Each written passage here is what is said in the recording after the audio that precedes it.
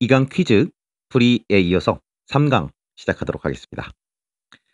2강에서는 좀 여러 가지를 전반적으로 다루려고 했던 것 같아요. 뒤에 무슨 내용이 나올 것인가, 또 넘버링 연습도 해봤던 것 같고요. 뭐는 뭐다 하면서 어려운 문장을 간단한 명사 단위들만으로 뽑아서 최대한 단순한 문장 만들기 연습을 했었죠. 그 다음 반전의 생각을 잠깐 언급을 했었어요.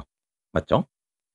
자, 3강에서는 당연히 가장 중요한 건 독해에서 가장 중요한 건 다음 내용에 무엇이 나올 것인가 라는 이 기본적인 태도를 모든 문장에 갖추고 있는 겁니다. 그래서 어떤 문장이든 당연히 계속 언급이 될 내용이고, 반전의 사고, 뭐뭐일 때와 달리 A는 B다. 우리 퀴즈에서도 한번 연습을 했었죠. 반전의 사고를 조금 중심으로 다루게 될 거고요. 그 다음에 같은 말 찾기 연습을 할 거예요. 이게 별거 아닌 것처럼 보일 수 있는데, 같은 말 찾기라는 거는 가장 중요한 거라고 볼 수 있습니다. 독해에서 실전적인 우리가 독해하는 방법에 있어서 단 하나 꼽으라면 저는 이 같은 말 찾기만 잘하면 훨씬 독해 실력이 상승한다라고 생각합니다. 그래서 이 두 가지, 반전의 사고 그리고 같은 말 찾기 연습, 다음 내용에 대한 무엇이 나올 것인가는 우리가 이 문장 연습을 하는 전반에 걸쳐서 기본적으로 깔려 있는 생각인 겁니다. 네. 그래서 이렇게 두 가지를 기준으로 한번 여러 문장들 보면서 연습해 보도록 하겠습니다. 3강 첫 번째 문장 같이 한번 읽어보도록 할게요. 비타민 K는 식물에서 합성되는 비타민 K1, 기억이라고 할게요. 기억과 동물 세포에서 합성되거나 미생물 발효로 생성되는 니은으로 나뉜다. 녹색 채소 등은 K1, 기억이죠? 을 충분히 함유하므로 일반적인 권장 식단을 따르면 혈액 응고에 차질이 생기지 않는다. 네. 일단은 뭐 식물, 일단은 이 기억과 니은으로 이런 식으로 대비가 됐기 때문에 머릿속으로 좀 정보를 나눠줄 필요가 있는데, 여기 이미 넘버링을 기억, 니은 해줬잖아요, 지문에서. 그쵸? 이럴 때 이거를 1번, 2번 이렇게 하는 건 바보입니다. 이 기억, 니은을 그대로 쓰면 돼요. 그쵸? 그래서 식물에서 합성된다라는 걸 이 기억의 특징으로다가 잡아주면 좋겠고요. 그 다음에 동물 세포에서 합성되거나 미생물 발효, 지금 미생물 발효랑 동물 세포의 합성은 뭔가 좀 내용이 다르니까 이건 다 같이 표시라도 해주길 바랍니다. 기억하기는 좀 어렵겠어도. 오케이. 자, 그러면 녹색 채소는 당연히 식물이니까 기억이죠. 그래서 기억을 충분히 함유하므로 일반적인 권장 식단을 따르면 혈액 응고에 차질이 생기지 않는다. 여기 뭐 퀴즈 1과 유사하지 않나요? 라는 생각을 써놨는데 무슨 생각을 해야 될까요? 여기서. 그렇죠. 뭐죠? 아, 그렇다면 비타민 K2는 권장 식단을 따르더라도 부족한 걸까? 라는 생각을 해주면 참 좋겠습니다. 네, 똑같은 내용이죠. 물론 뭐뭐가 아닐 때 뭐 이런 구도가 똑같이 그 용어가 반복이 되진 않아요. 그쵸? 우리가 저번에 연습했던 구도가 어떤 거였죠? 뭐뭐일 때와 달리였죠? 뭐뭐일 때와 달리 A는 B다 하면 무슨 생각을 해달라? 그럼 뭐뭐일 때는 A가 B가 아닌가? 라는 생각을 해달라, 이런 식으로 얘기를 했었는데, 이 뭐뭐일 때와 달리가 좀 자주 나와서 강조를 한 거지 뭐 항상 이런 표현이 달고 나오는 건 아니에요. 하지만 지금 비타민 K1은 을 얘기를 하고 있으니까 나는 자연스럽게 그럼 비타민 K2는 일반적인 권장 식단을 따르더라도 부족한 것인가? 라는 생각을 하는 게 자연스럽지 않느냐라는 얘기고, 이런 연습을 우리가 좀 열심히 해보자라는 얘기예요. 자, 이게 오바 아니냐라는 생각을 분명히 학생들이 처음 들을 때는 생각이 들 수밖에 없기 때문에 증거를 가져왔습니다. 네, 동일 지문 마지막 문장이에요. 마지막 문장, 동일 지문 한 6줄, 7줄 정도 떨어져 있는데 봅시다. 이에 따라 일부 연구자들은 비타민 K의 권장량을 K1과 K2로 구분하여 설정해야 하며, 자, K2가 함유된 치즈, 버터 등의 동물성 식품과 발효식품의 섭취를 늘려야 한다고 권고한다. 왜 늘려야 되는데? 권장 식단을 따르면 부족하니까 늘려야 한다고 얘기하는 거 아니겠어요? 그죠? 당연하죠. 그쵸? 그래서 이 마지막 문장을 딱 읽은데 '아, 나는 이미 생각했었다.'라는 느낌을 받을 수 있느냐, 이런 얘기죠. 항상 얘기하지만 우리의 예측은 예언이 아니지만, 예측을 했다가 그게 딱 맞고 당연히 이 내용이 나와야 된다라는 게 우리가 익숙해지면 글을 보는 눈이 너무너무 넓어지고 한 문장을 읽었을 때 세 문장 정도를 생각하게 되고 하면서 마음의 여유가 당연히 여유롭게 생기겠죠. 그죠? 마음의 여유가 생기고 지문 이해도가 굉장히 높아집니다. 문장, 문장 하나하나에 허덕이지 않고 무슨 내용이 나와야 될지가 뻔하니까. 그러면은 지문 전체 내용을 다 머릿속에 정리를 할 수가 있게 되는 힘을 갖게 되는 거죠. 네. 이렇게 마지막 문장에서 바로 증거가 나오는 거죠. 중요하다고. 이런 생각 해 달라고. 연습하자고. 따로 혼자서 연습할 필요 없어요. 그냥 저랑 같이 제가 문장 끌어올 테니까 그때마다만 잠깐 멈추고 연습해 보면 됩니다. 다음 문장으로 넘어갈게요. 다음 문장입니다. 이 지문도 쉽지 않은 지문이었지만 그냥 발췌한 이 문장만 볼게요. 뜬금없을 거예요. 이처럼 일정한 효과의 발생이나 소멸에 제한을 덧붙이는 것을 부관이라 하는데, 일정한 효과의 발생이나 소멸에 제한을 붙인대. 뭔 소린지 모르겠어요. 자, 부관이라 한대요. 자, 부관이라 하는데 여기는 기한과 조건이 있다. 자, 무슨 생각해야 됩니까? 네, 이번에는 아까 앞에서 봤던 그런 반전적 사고 이건 아니에요. 그죠?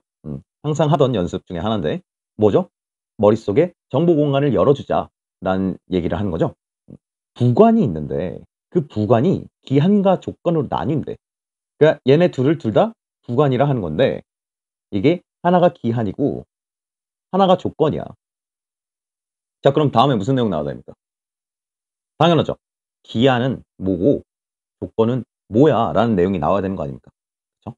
근데 내가 미리 이 단순한 생각을 함으로써 다음 문장을 한 두 문장 정도는 미리 예측할 수 있다는 거죠. 그렇죠? 그랬을 때 그 다음 문장이 나왔을 때 머릿속에 그 기한에 대한 내용을 짧게 요약해서 여기에 적어줄 수 있다는 얘기예요, 머릿속에. 조건도 마찬가지고. 그러면서 둘이 뭐가 다른가? 그죠? 공통점은 부관이라는 거. 그죠? 둘 다 발생이나 소멸에 제한을 덧붙인다라는 게 공통점인데 공통점을 기억을 하고 혹은 체크를 하고 그다음 나올 내용보다 차이점이다. 오케이? 네. 그다음 문장이에요, 이게. 같이 한번 일단 읽어 볼게요. 효과의 발생이나 소멸이 장래에 확실히 발생할 사실에 의존하도록 하는 것을 기한이라고 한다. 다음 문장은 조건이겠죠.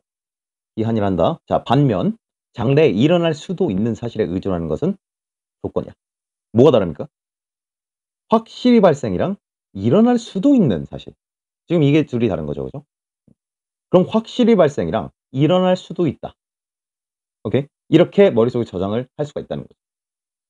조금 더 여유가 생기고 이 내용을 더 요약하는 게 익숙해진다면은 용어를 조금 더 줄일 수도 있겠죠. 철학 지문 많이 보면서 좀 용어를 배울 수도 있는데 필연과 우연이다 이렇게 이 단어가 익숙하지 않다면 괜찮습니다. 점점 익숙해질 겁니다. 철학 지문 다룰 때. 네, 필연과 우연이다. 이런 식으로 정리를 해 준다면은 훨씬 더 간단하고 기억이 잘 남겠죠. 그쵸?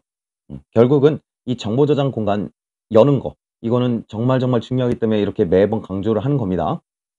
네. 다음 문장으로 넘어가 보겠습니다.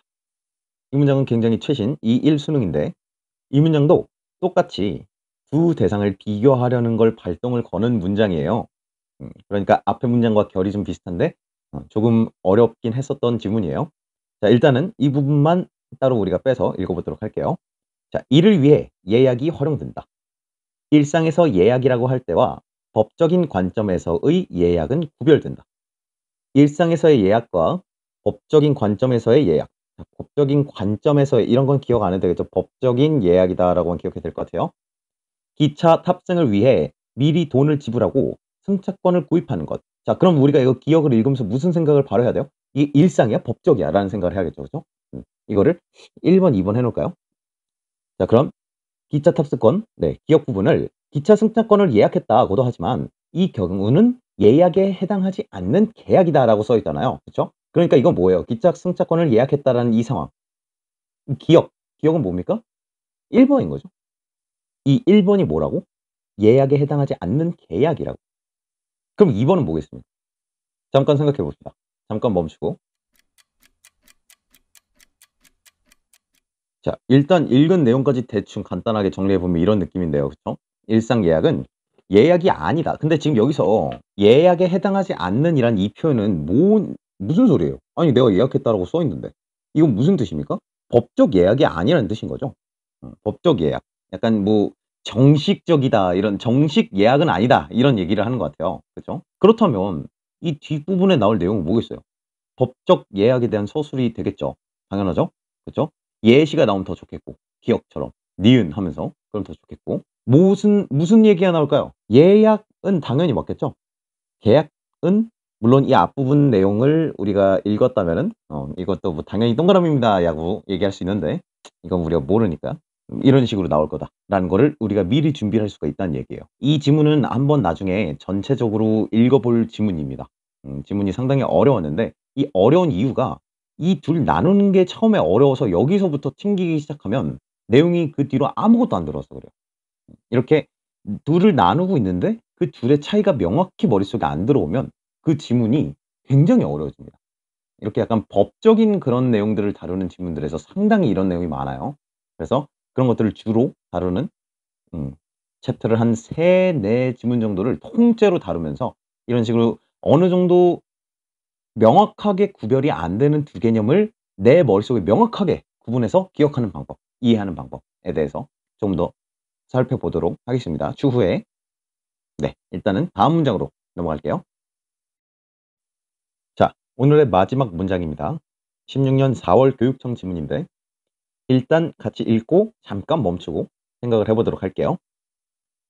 우선 외부 자극이 없으면 주로 세포막 밖은 양이온이 많고 안은 음이온이 많아져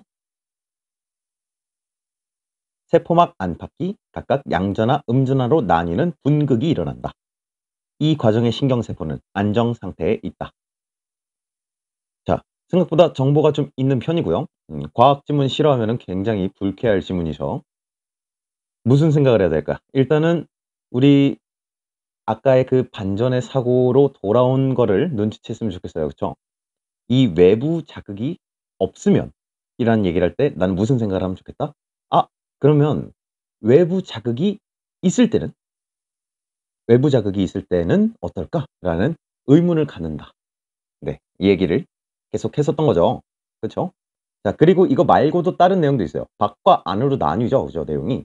이거를 나중에 우리가 그 그림 그리기라는 필기 단원에서 잠깐 얘기를 어차피 굉장히 길게 얘기를 할 건데 자, 그리고 다른 내용도 있죠. 세포막 밖이랑 세포막 안 이렇게 두 가지로 구분이 되는 내용. 나중에 필기 단원에서 우리가 언제 그림을 간단하게 그려야 되느냐에서 좀 구체적으로 얘기를 할 거예요. 그런데 기왕 나온 김에 잠깐만 얘기를 해 보면 네, 그림을 언제 그려야 되느냐. 그림을 꼭 그려야 됩니까? 아, 그렇진 않은데 그리는 게 확실히 우리한테 마음 편할 때가 있다는 거예요. 이걸 뭐 다 얘기할 필요 없고 여기서 나온 거 밖과 안이라는 이런 방향성을 가진 내용의 어휘가 나올 때 우리가 간단하게 진짜 대충 간단하게 졸라맨 같은 그림 있잖아요. 그런 간단한 그림만 좀 그려 보면 어떨까라고 조언을 하는 겁니다. 자, 다 그린 겁니다. 제발 이걸 그림 그리라고 했다고 막 열심히 막 아티스트처럼 그린 친구들이 있었는데 그러면 안 됩니다. 진짜 최대한 단순하게 그리면서 읽으면서 툭툭툭 그릴 수 있는 그런 진짜 5 초, 3초 걸리는 그림을 그려 주면 돼요. 이게 지금 동그라미가 세포막입니다. 네. 그래 가지고 세포막 밖엔 양이온이 많다니까 뭐 양이면 뭐 플러스겠지. 이온이라는 거 몰라도 됩니다. 아니면 음이온이 많대. 그럼 음이온, 음이온, 음이온. 네. 그리고 이래서 안팎이 양전하와 음전하로 나뉘는 분극. 지금 이 상태를 바로 분극이라고 하는 겁니다. 라는 거를 그림 그려 놓으면 조금 더 정확하게 머릿속에 넣을 수 있겠죠. 그쵸? 음. 또 무슨 생각을 할 필요가 있습니까? 세포막 안팎이 양전하, 음전하로 나뉘는 분극. 자, 이게 분극의 정의죠. 그죠? 그래서 양전하, 음전하 나뉜다라는 것이 분극의 정의라는 거. 나중에 같은 말 찾기에서 어떤 식으로 정의가 나오는지 여러 개 언급을 할 텐데 이런 식으로 뭐뭐뭐뭐 하는 이라는 표현을 빌어서 정의가 나오는 경우가 있다는 거 잠깐만 보고 가는 거예요. 자, 어쨌든 지금 결국 우리가 얘기하고 싶은 메인은 뭐다? 외부 자극이 있을 때는 어떻게 될 것이냐? 어떻게 되겠습니까? 대답해 볼까요? 분극이 없어지겠죠. 그렇지 않을까요? 아닐 수도 있지 않나요? 네, 아닐 수도 있죠. 그렇지만 지금 여기서 외부 자극이 없으면 분극이래 이거밖에 없잖아요, 말이. 그러니까 그럼 외부 자극이 있으면 분극이 없어진다라고 우리가 예측하는 게 굉장히 타당하지 않겠어요. 그쵸? 그래서 일단 이렇게 우리가 머릿속에 준비를 하고 가는 겁니다. 과학 지문은 워낙 내용이 많기 때문에 이런 문장들 하나하나를 정보 단위로 인식하기 시작하면 끝이 없죠. 너무 어렵고 기억이 안 나요. 그래서 이렇게 예측하는 태도 과학 지문에서도 똑같이 적용이 된다는 거. 그러면 다음 문장, 바로 다음 문장에서 어떤 식으로 서술이 되는지 알아볼게요. 자, 다음 문장입니다. 같이 읽을게요. 그런데 새로운 정보 등의 외부 자극이 있으면 자, 이 표현을 딱 보면서 이게 익숙해지면 이런 경우 많을 거예요. '아 내가 예측한 문장이 그 다음에 바로 나오네.' 하면서 뿌듯하고 그러면서 두 문장을 한 덩어리처럼 읽게 되고 그게 모이고 모이면 한 문단이 한 덩어리로 들어오고 여러 문단이 한 덩어리로 들어오고 이게 가능해지는 겁니다. 알았죠? 그래서 우리가 생각한 그대로 외부 자극이 있을 때를 그냥 바로 제시를 해 줬네요. 그쵸? 자 외부 자극이 있으면 어떻대? 양전하를 띤 Na+ 나트륨 이온이라고 하네요.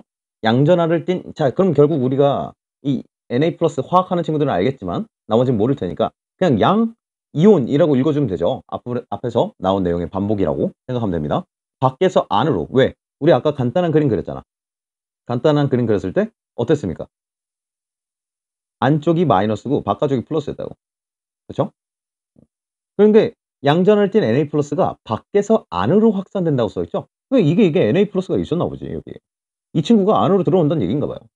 그림의 장점 이렇게 내용을 쌓을 수 있다. 그래서 두 문장을 한 그림에 우겨 넣을 수 있다. 세 문장, 네 문장도. 그림을 그려야 된다라는 그런 타이밍에 대해서는 10강 뒤쯤에서 좀 상세하게 얘기를 좀 해 볼게요. 꼭 하라는 건 아니지만 굉장히 도움이 될 수 있는 그런 타이밍이 있다는 거예요. 오케이? 자 그래서 일단 당연히 나올 내용이었다는 거. 당연히 나올 내용이었다는 거. 이렇게 다음 문장 미리 생각하는 거 지금 중요하다고 계속 얘기하죠. 그죠? 이렇게 되어야 된다는 거예요. 자 그리고 같은 말 찾기. 방금 아까 앞에서 했었으니까 지금 연습을 좀 해 보려고 합니다. 지금 이 지문에 같은 말 찾기를 2개 할 수 있거든요. 잠깐 멈추고 우리 이 같은 말 찾기가 가능한 그죠? 이퀄 칠 수 있는 두 덩어리들의 쌍이 2개란 얘긴데 그거를 한번 찾아봅시다. 잠깐 멈추고 생각해 보세요. 자, 같은 말 찾기. 지금 네모를 2군데에서 발견할 수가 있을 것 같아요. 그쵸? 지금 새로운 정보랑 탈분극에 네모가 되어 있네요. 새로운 정보 등의 외부 자극. 새로운 정보는 같은 말이 뭡니까? 외부 자극입니다. 아니 선생님 저건 예시 아닙니까?